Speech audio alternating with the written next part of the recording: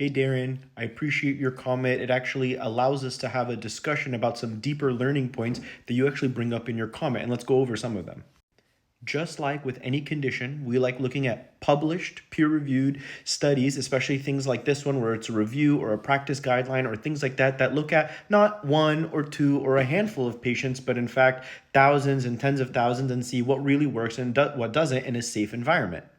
Similarly, here's another one from the Infectious Disease Society of America. You'll find that they agree with the JAMA article I mentioned earlier.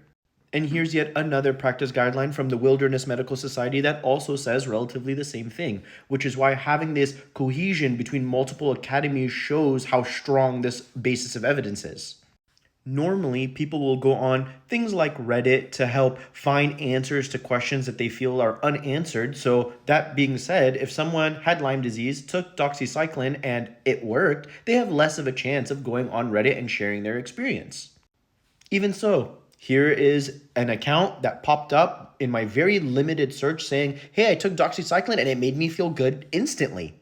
So, it highlights using a handful of cases in mass is not a good idea. Separately, as an additional learning point, they did a separate study where they took people who were complaining of chronic Lyme disease and gave them 12 weeks of antibiotics to see did it make a difference. The short version, it didn't. And it leads to believe that, as you mentioned, there could be co-infections or there could be something else on a differential, which is very important, especially if you see a primary care provider.